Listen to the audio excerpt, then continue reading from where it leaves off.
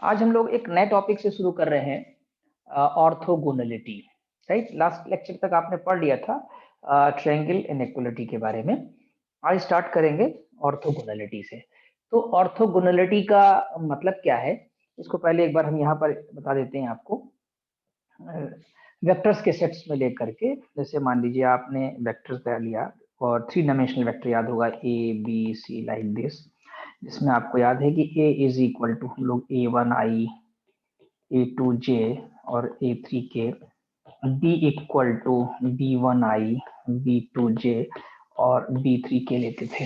ठीक है, हम आपको 12th क्लास का याद करा रहे हैं। तो अगर आपने देखा हो कि a dot b is equal to 0 आ जाए, तो ये क्या इंप्लाई करता है कि a ऑर्थोगोनल टू b, यानी परपेंडिकुलर होना, कि a डॉट b जो 0 हो गया तो दो वेक्टर्स आपस में क्या है, परपेंडिकुलर, या उनके बीच का जो थीटा है तो 90 डिग्री है। Theta is equal to pi by 2 लिखते थे आप। ठीक, और अगर मान लीजिए कि आपके पास a डॉट b 0 हो जाए, फिर b डॉट c भी 0 हो जाए और a डॉट c भी 0 हो जाए, तो ये तो 3 वेक्टर 0 हो गए। यानी कहने का मतलब एक सेट बन गया, एस कह सकते हैं, जिसमें ए बी सी 3 वेक्टर है जो म्यूचुअली ऑर्थोगोनल है। ए बी पर है, बी सी पर है और सी ए पर है, तो ये सेट ही बन जाता है। तो इसको कहते हैं ऑर्थोगोनल सेट ऑफ वेक्टर्स। क्या कहते हैं? ऑर्थोगोनल।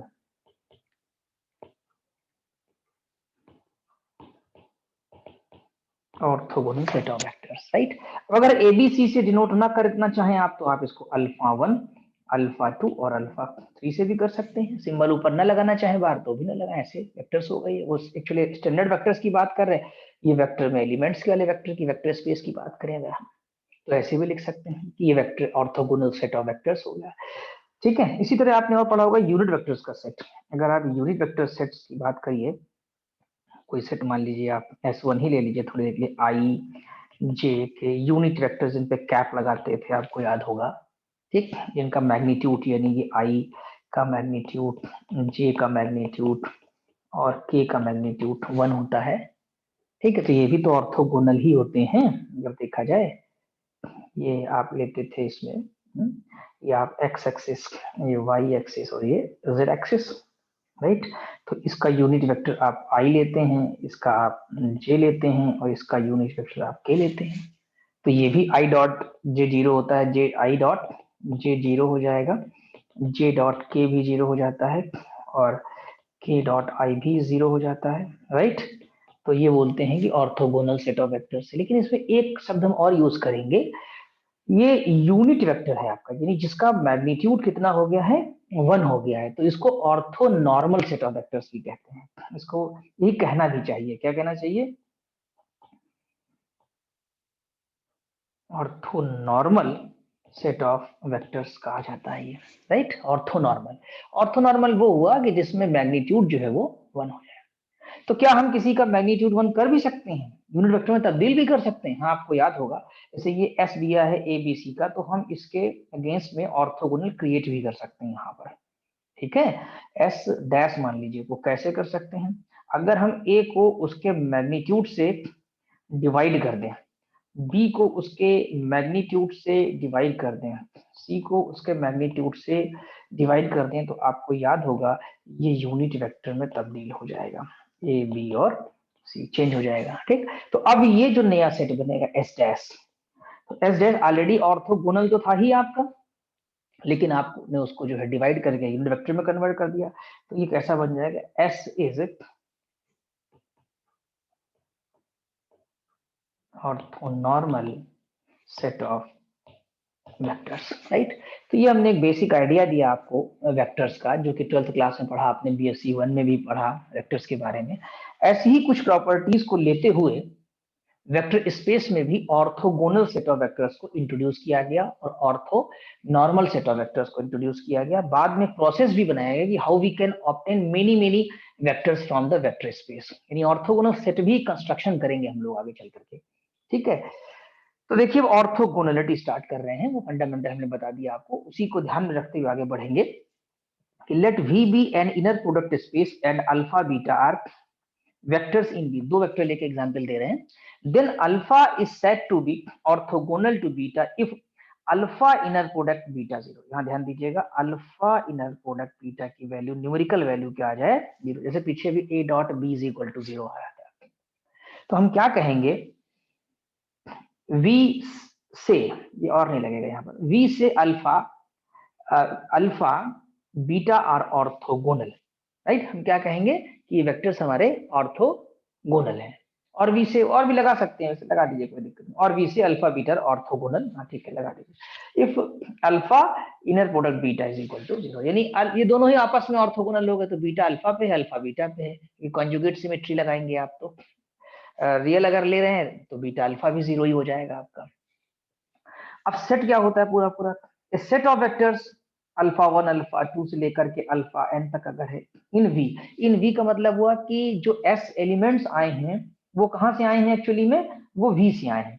इस set to be in v set to be orthogonal set if each pair of distinct vectors, अलग अलग वेक्टर्स लिए जाएं, in set s are orthogonal, that is alpha i inner product alpha j is equal to 0 for I not equal to j, for I not equal to j। देखिए एक बार यहाँ पर लिख के दें आपको कि जैसे मान लीजिए वेक्टर स्पेस आपने भी लिया, इसमें जनरली अल्फा बीटा गामा और 0 वेक्टर अल्फा 1 से लेकर के अल्फा n तक, या बीटा 1 से लेकर बीटा m तक, बहुत से इनफिनाइट वेक्टर्स हैं। अब मान लीजिए आपने एक सेट S लिया, ठीक है, S एक्चुअली में सबसेट है किसका, V का, क्लियर।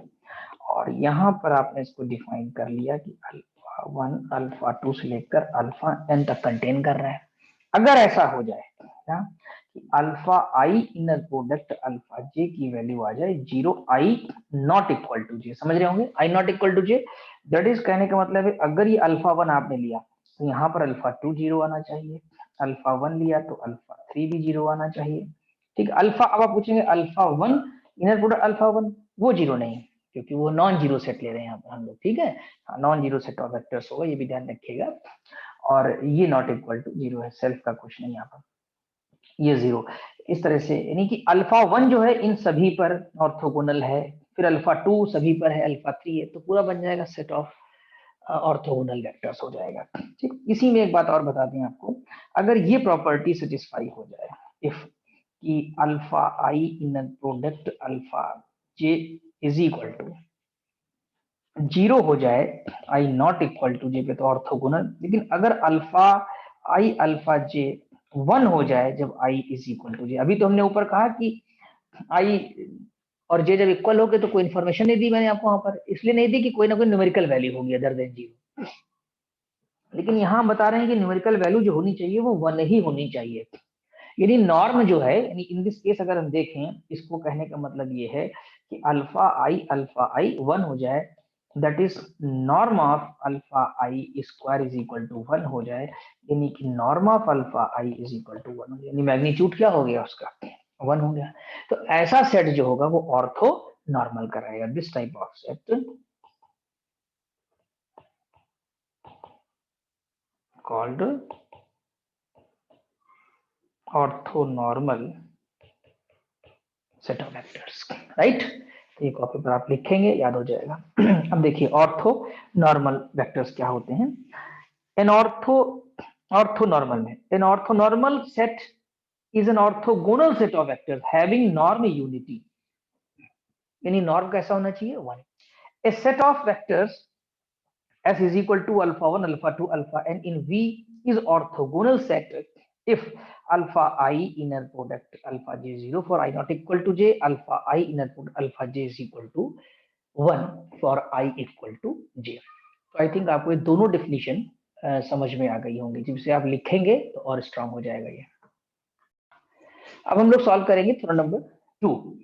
देखिए थ्योरम नंबर 2 के मुताबिक क्या कह रहे हैं कि an orthogonal set of non-zero vectors in an inner product space is linearly independent। Li मतलब linearly independent, यानी यहाँ पर ये कहना चाह रहे हैं कि an orthogonal set of non-zero vectors, theorem समझिए पहले, यानी अगर आपने सेट S ले लिया और ये ऑर्थोगोनल है, मान लीजिए कि ऑर्थोगोनल है, यानी इसके अंदर जो है अप्लाई हो रहा है कि alpha i inner product alpha j is equal to 0, i not equal to j, ऐसा सेट अगर आपके पास है तो ये लीनियरली इंडिपेंडेंट होगा। लीनियरली इंडिपेंडेंट आपको पता है कि हम लोग उसमें लिखते थे x1 अल्फा 1 x2 अल्फा 2 से लेकर xn अल्फा n तक, और सारे xi को हमें क्या दिखाना होता था कि 0, राइट। ये हम c1 अल्फा 1 c2 अल्फा 2 भी लिखते थे, बात एक ही है दोनों, ठीक है। अगर आप चाहें तो c1 अल्फा 1 c2 अल्फा 2 से लेते हुए cn अल्फा n 0 वेक्टर लिख दें। इफ इम्प्लाइज कि ci is equal to 0, i is equal to 1 2 से n तक, तो फिर ये इम्प्लाई करेगा कि अल्फा i जो सेट है वो लीनियरली इंडिपेंडेंट है, li है, सॉरी ci नहीं li। क्लियर। तो अब हम यहाँ पर यही प्रूफ करेंगे कि स्केलर्स जो होंगे इसके वो 0 आ जाएंगे, तो li हो जाएगा। Let S be an orthogonal set of non-zero vectors in an inner product space V containing m distinct vectors। यहाँ m वेक्टर लिए, m लेना चाहे m ले लें, n लेना चाहे n ले लें, उसके लिए कोई रिस्ट्रिक्शन नहीं है, ठीक है। k ले लें, r ले लें, नंबर ऑफ वेक्टर्स लेने फाइनाइट आपको, ठीक है। अब क्या करना है कि हमने इसका एक लीनियर कॉम्बिनेशन लिख देना है। j काउंटर यूज किया, j भी यूज कर सकते हैं, i भी। j is equal to 1 to m cj alpha j, that is c1 alpha 1 c2 alpha 2 up to cm alpha m is equal to 0 vector. अब आप यहाँ टारगेट समझ लीजिए कि जो हमारा cm है यही शो करना है 0, टू शो, टारगेट यही है कि टू शो कि cm जो है वो 0, cm मतलब जितने भी है, यानी यहाँ पर i की जो m की वैल्यू है वो 1 से लेकर के आपकी ये जो जितने cm है, एक्चुअली m की वैल्यू 1 2 से लेकर के m तक है, m तक ही जा रहा है ये। क्लियर, जो सिंबल हमने यूज किया है, तो पूरे आपके वेक्टर्स चूंकि m है तो सारे cm 0 हो जाएंगे, c1 c2 c3 जो है पूरे आपके 0 होंगे। नाउ फॉर ईच अल्फा के एक कैलकुलेशन करके रख लिया है, आगे आपका यूज होगा एक्चुअली में, तो यहाँ समझ लेंगे, उस कैलकुलेशन को हम लोग आगे भी यूज करेंगे। इसमें क्या कर रहे हैं कि हम अल्फा के से इसमें पूरा मल्टीप्लाई कर दे रहे हैं क्वेश्चन नंबर 1 में, अल्फा के से, ठीक है, इनर प्रोडक्ट ले ले रहे हैं। वेयर के की वैल्यू कोई भी वेक्टर हो सकता है, k greater than equal to 1 less than m, less than equal to m, इनमें से ही कोई वेक्टर है ये। अल्फा के जो है अल्फा 1 भी हो सकता है, अल्फा 2 भी हो सकता है, taking inner product with alpha के इन 1 इसमें। तो अब ये इनर प्रोडक्ट देखिए हमने इंपोज किया यहाँ पर, सी जे अल्फा जे और इनर प्रोडक्ट लगा दिया, ठीक। ये देखिए अल्फा राइट साइड से ये अभी इस पे रखा, ठीक है। अभी मैं वी हैव करके लिखा, एक्चुअली इस पे नहीं अप्लाई कर रहे हैं डायरेक्ट, इक्वेशन 1 में मत ध्यान दीजिए भी आप, एक मिनट के लिए इक्वेशन 1 में मत ध्यान दीजिए, आप डायरेक्टली समझ करिए कि हमने यहीं पर लिया है इसको, अभी हम ये हटा दिए हमने यहाँ से, ठीक है। वी हैव जो लिखा हुआ है ये कैलकुलेशन करके रख रहे हैं कि अगर हम इनर प्रोडक्ट लें तो क्या होगा, क्लियर, अल्फा के साथ इसमें, ठीक। तो जब आप लेंगे तो इसको देखिए आप, अभी क्योंकि 0 नहीं लेंगे अभी हम आपका, केवल लेफ्ट हैंड साइड ये सॉल्व कर रहे हैं। तो j is equal to 1 to m c j alpha k, right. ये एक्चुअली में क्या किया है, इस ब्रैकेट को जो ये लगा हुआ था ये यहाँ इनर प्रोडक्ट में आकर के इंपोज कर लिया ये। अब जब आप काउंटर ओपन करेंगे j, तो c1 ये अल्फा 1 होगा, अल्फा 1 c1 अल्फा के फिक्स है, एक्चुअली k की वैल्यू जो है वो भी कहीं ना कहीं 1 2 से लेके m के बीच में ही है, 1 2 से लेके m के बीच में k की वैल्यू भी अल्फा 1 भी हो सकता है, अल्फा 2 भी हो सकता है, अप टू ये ck, ठीक है। ck के बजाय यहाँ पर होना चाहिए था आपका, कुछ टाइपिंग मिस्टेक लग रही है हमको यहाँ पर, c1 c2, यहाँ पर भी cm आना चाहिए आपका, क्या आना चाहिए cm, क्योंकि j जो काउंटर लगा है 1 से लेकर m तक, लास्ट टाइम में करेक्शन है थोड़ा सा, cm, राइट। और यहाँ पर भी आपके पास जो है ये अल्फा के नहीं होना चाहिए, ठीक है। हाँ, अल्फा के बजाय क्योंकि ये काउंटर पे ओपन हो रहा है ये जे के ऊपर, तो यहाँ पर होना चाहिए सी एम, करेक्शन है, और ये होना चाहिए अल्फा के, काफी करेक्शन है इस पे तो, यहाँ होना चाहिए, देखिए हम फिर से लिख दे रहे हैं सी एम और अल्फा एम, सही कर रहे हैं, अपनी कॉपी पे सही कर लीजिएगा, और अल्फा के होना चाहिए, क्योंकि आपका जो इनर प्रोडक्ट के राइट साइड में है अल्फा के ही तो चल रहा है, अल्फा के फिक्स है, तो अल्फा काउंटर ओपन कर रहे हैं जे के लिए, ध्यान दीजिएगा जे के लिए, हम लोग कॉपी पे लिख लीजिएगा आप इसको। अब यहाँ पर ध्यान दीजिए एक बार फिर से अलग से मैं बता दे रहे हैं आपको, ये चीज जो है ये कब एग्जिस्ट करेगा आपका, यानी कि ये प्रोडक्ट कब एग्जिस्ट करेगा, क्योंकि एम रनिंग है यहाँ पर, देखिए जे की वैल्यू 1 से लेकर एम तक गई है, ठीक। तो alpha j alpha k inner product क्या आ रहा है 0, जे नॉट इक्वल टू के, तो अगर m की वैल्यू देखिए, अल्फा के तो फिक्स हो गया vector, alpha k is a fix vector, m very करेगा। m की वैल्यू आपने शुरुआत से देखी कभी, ये देखिए यहाँ पर m की वैल्यू यानी C1 था, फिर C2 था, फिर C3 था, Cm हो गया, यानी m रन कर रहा है 1 से लेकर के ऑनवर्ड्स m तक चला जाएगा वो, ठीक है। m की वैल्यू बदल रही है। अब क्या होगा कि जब m k हो जाएगा, जब m k हो जाएगा तो ये वैल्यू आपकी जो है 1 हो जाएगी उस समय आकर। 1 का मतलब है कि अल्फा के ही हो जाएगा वो। तो दैट इज ये आपके पास सी के, अल्फा के और अल्फा के आ जाएगा यहाँ पर, सी के अल्फा के और सब बाकी जीरो हो जाएंगे इसमें से, यानी जब कभी भी के बराबर नहीं आएगा तो फिर ये जीरो जाएगा। एक्चुअली यहाँ पर रखना यूं चाहिए था इसको कि जे नॉट इक्वल टू जीरो, और यहाँ पर ये लिख सकते हैं कि अल्फा के और alpha k is equal to norm of alpha k का स्क्वायर। तो ये आ जाएगा alpha norm of alpha k का स्क्वायर, यानी जब बराबर नहीं होंगे तो वैल्यू आपकी जीरो हो जाएगी। यहाँ एक चीज और डिफरेंट है, यहाँ कर सकते हैं चाहे तो आप, alpha m alpha k equal to zero if m not equal to k, ये रिप्लेसमेंट भी यहाँ किया सकता है। थोड़ा टाइपिंग का यहाँ पर मिस्टेक है तो सही करा दिया हमने आपको, ठीक है। अच्छा, but from c equal to, ये देखिए, but from 1 j equal to 1 to m c j alpha j equal to zero vector. ये इक्वेशन नंबर 1 आप ले लीजिए यहाँ से, वो तो हम लोगों को समझ में आ गया क्या है, ठीक है। ये उठा लिया आपने equation number 1, j equal to 1 to m c j alpha j zero vector, right.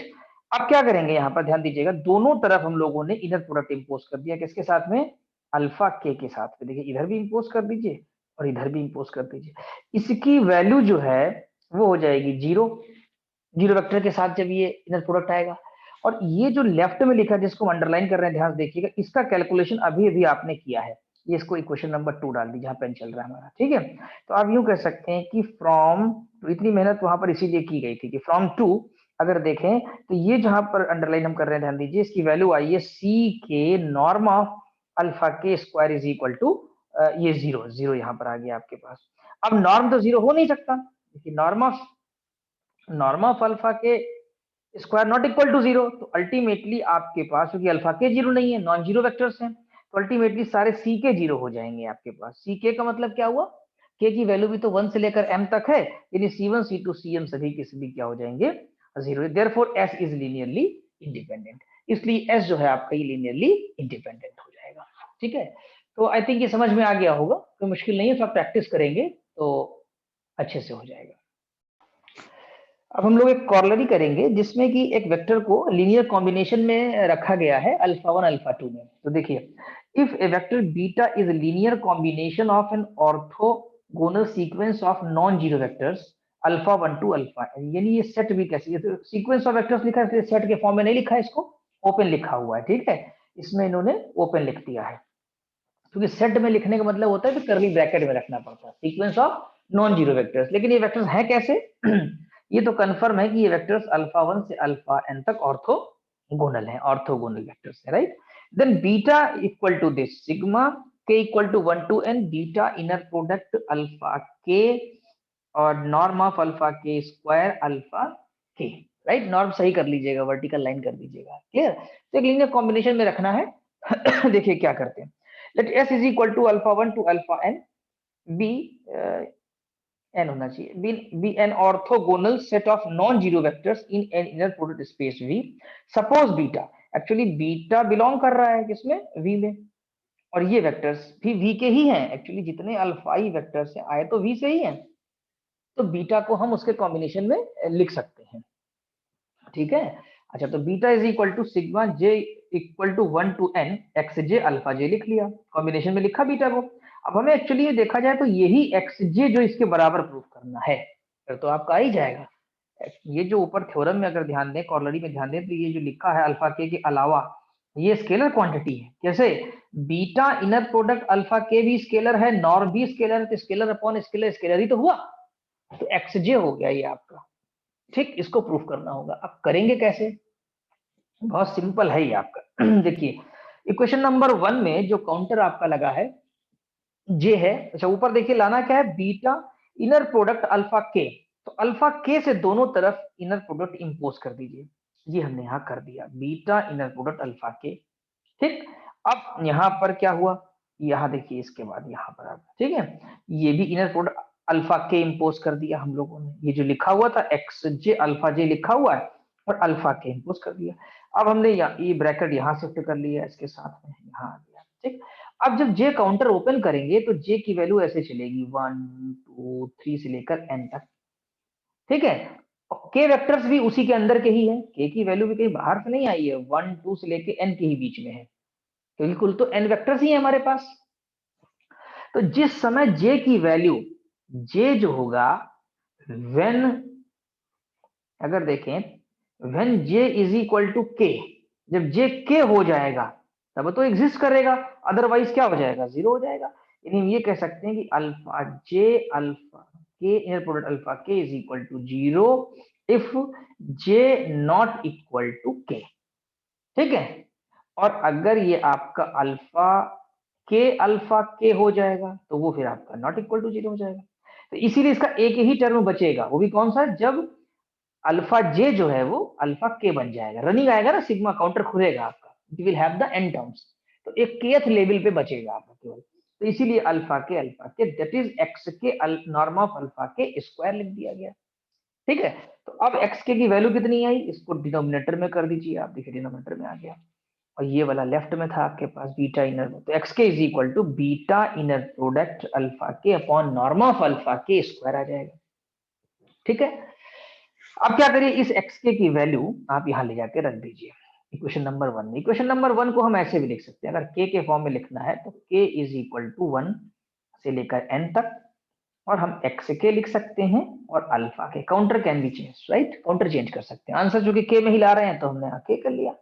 तो अब एक्स के की वैल्यू पुट कर देंगे और आपका रिजल्ट आ जाएगा। तो यही चीज उन्होंने करी है कि from 1 beta is equal to this changing j for k, और यहाँ पर इन्होंने पुट कर दी है putting value of x k, basically क्या किया है कि पुटिंग वैल्यू ऑफ एक्स के, ये एक्स की वैल्यू पुट कर दी आपकी और बस आंसर आ गया।